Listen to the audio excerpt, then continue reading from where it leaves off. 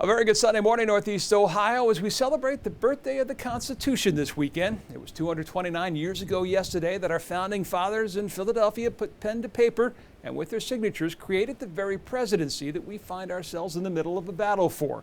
Article 2 of the Constitution deals with the requirement that a president must be born in the United States, something that came up at the end of the week as Donald Trump finally uttered the words. President Barack Obama was born in the United States, period. So why now? Why at this stage of the campaign? In part because it removes an obstacle as Donald Trump looks to go in this election where few Republicans have gone and passed, and that's after the inner city vote, something that was seen in full display here in Ohio. Oh, you people in Ohio, you're so tough. That Donald Trump chose to come to Ohio for the third time in 2 weeks isn't surprising. After all, it's Ohio. I'll tell you what, honestly, you don't realize how important you are on November 8th. You better get out and vote. 2 of the 3 stops were in Cleveland, though, is. We love Cleveland. We love Cleveland. Republicans in the past campaigned in the suburbs in the general election, like this Romney rally in Cuyahoga Falls. Trump, though, taking a different approach, going after the inner city vote. He recently had stops in Philadelphia and one in Detroit. Everybody's going to be voting for Trump. By the way, African American, Hispanic American, just everybody. Here's a look at the Trump thinking in Ohio, Pennsylvania, and Michigan. Go into areas where Democrats run strong and try to cut into their base. Consider this, Barack Obama won Ohio in 2012 by 166,000 votes, but he won Cuyahoga County by 256,000. If you're able to cut into that second number, all of a sudden that top number and the state are in play. His inner city pitch, what have Democratic leaders and policies done for you? Government is failing our citizens at every level. We have inner cities that are more dangerous than places of war. That's why he's proposed a school choice program, $20 billion that would follow the nation's poorest children to a safe school and hope. This is the new civil rights agenda of our time. The right to a safe community, a quality education, and a wonderful job. And Trump will be continuing that theme on Wednesday with a stop in Toledo. So why is he doing this at a time when most Republicans would be making sure that suburban and rural support is shored up? Well, in part because recent polls have shown he's doing well there. The rest of the country may lump all of Ohio into one basket when they look at a poll like the latest that has Donald Trump leading Hillary Clinton here by 5 points, but that is misleading, for this isn't one homogeneous state. We call it the 5 Ohios. NewsChannel 5 political analyst Tom Sutton of Baldwin Wallace says the state is made up of differing regions who vote differently.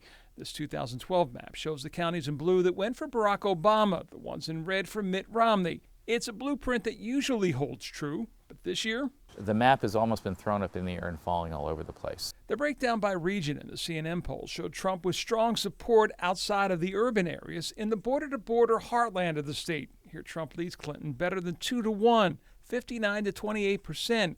Trump also leading in the Cincinnati-Dayton region with a 51 to 39% edge. These numbers show wider margins in each of the regions than we saw in 2012.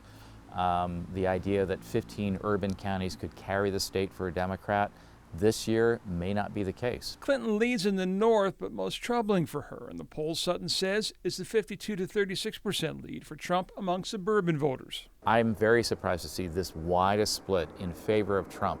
He is catching on. And in that suburban vote, I think that really tells us a lot about, if this doesn't change, where this state may go in November. Many wild cards in the race for the candidates, including making sure they get their vote out to the polls, and a lot of that will have to do with early voting, which starts 3 weeks from Wednesday.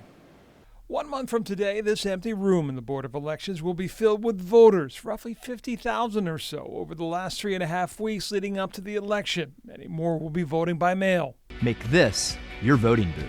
Over the last few days, Ohio voters began receiving in the mail applications for absentee ballots. One has been mailed to every active voter in the state. Cuyahoga County has always been a vote-by-mail county, and we lead the state in vote-by-mail. And so having the Secretary of State send out the application this year is a big help for us. Turnout is expected to be in the area of 2012, when 70% of Cuyahoga County voters turned out. 41% of them, or over 300,000, voted early. This year, voters can sign up for alerts that let them track their ballot. It gives them confidence that we are actually receiving their ballots and we are counting their ballots, and so they have a thorough understanding that they can sleep at night that their ballot is being counted. Campaigns can also track ballots so they'll know who has requested one and whether or not it's been returned. It's something Tim Kaine told me last week he believes gives them an Ohio edge. It really puts a premium on organization, and this is something that as Democrats we feel really good about. We've got more than 3 dozen offices open in Ohio for the Clinton-Kaine ticket, and they're doing that work every day to contact the voters so that once early voting starts, we can really work to make sure that we maximize our performance. Well, Governor Kasich still hasn't changed his mind. He will not be voting for Hillary Clinton, but at this point, he won't be voting for Donald Trump either. Kasich was at the White House on Friday to talk with President Obama about support for the trade deal TPP, which both Clinton and Trump oppose. You are a governor of a major state sitting down with the Democratic president 2 months before an election. You're not worried about the political backlash from that? Oh, frankly, I welcome it. You welcome a backlash? I welcome the fact that people will criticize me for putting my country ahead of my party. It's time we start doing this in this country. We are not a parliamentary system, and we were never taught to hate people because they may be in a different political party. You know, when it comes to the president, he and I have a lot of disagreements, but there are areas where we can agree. And if I can become somebody in the front that leads an effort for people to hear this and say, you know what, maybe he's right. What would I do, shrink, go hide somewhere?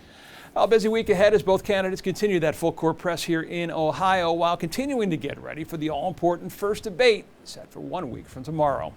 With Democracy 2016, I'm John Kosick. Enjoy your Sunday.